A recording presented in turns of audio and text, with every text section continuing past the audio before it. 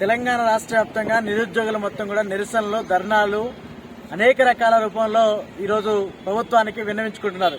కానీ తెలంగాణ రాష్ట్ర ప్రభుత్వం మాత్రం ఏమాత్రం పట్టించుకునే విధంగా ఈరోజు అదే విధంగా ఉన్నటువంటి చూస్తా ఉన్నాం. దానిలో భాగంగా ఈరోజు ఉస్మాన్ యూనివర్సిటీలో ఆర్ట్స్ కాలేజ్ వేదిక విద్యార్థులు, విద్యార్థి సంఘాలు అనేక రూపాల్లో ఈరోజు నిరసన తెలియజేస్తున్నారు.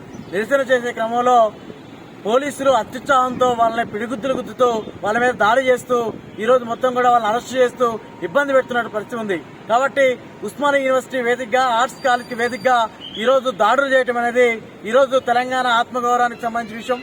అలాగే ఉస్మానియా ఆర్ట్స్ కాలేజ్, ఉస్మానియా విద్యార్థి సంఘాలకు ఆత్మగౌరవానికి సంబంధించిన విషయం.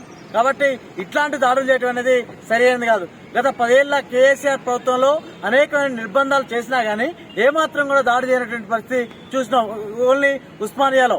కానీ ఈరోజు నిన్న ఒకవైపేమో మహబూబ్ నగర్ లో సీఎం రేవంత్ రెడ్డి గారు ఈరోజు మొత్తం ప్రజాపాలన మీరే నిరసన చేసుకోవచ్చు, కేసీఆర్ వచ్చి నిరసన చేసుకోవచ్చు, మీ మంత్రులు వచ్చి ఆర్ట్స్ కాలేజ్ వేదిక నిరసన చేసుకోవచ్చు అని చెప్పేసి ఓవైపు మాట్లాడుతున్నారు. మరోవైపు ఈరోజు వేల సంఖ్యలో పోలీసుల్ని మోహరించి ఈరోజు నిరసన తెలియజేస్తున్నటువంటి విద్యార్థుల మీద పిడిగుద్దులు గుచ్చి దౌర్జన్యం చేస్తూ ఈరోజు అమానుషంగా బిహేవ్ చేస్తున్నటువంటి పరిస్థితి ఈ ఆర్ట్స్ కాలేజ్ లో జరుగుతుంది. అలాగే మరోవైపు దాన్ని కవరేజ్ చేయడానికి వచ్చినటువంటి అనేక మంది మీడియా మిత్రుల మీద దాడి చేసి ఈరోజు గల్లాల బట్టి లాక్కొని పోలీస్ స్టేషన్ తీసుకుపోయి బెదిరించి దాడులు చేస్తున్నట్టు పరిస్థితి ఉంది. కాబట్టి దీని మీద మొత్తం కూడా ఉన్నతాధికారులు విచారణ జరిపించాల్సిన అవసరం ఉంది.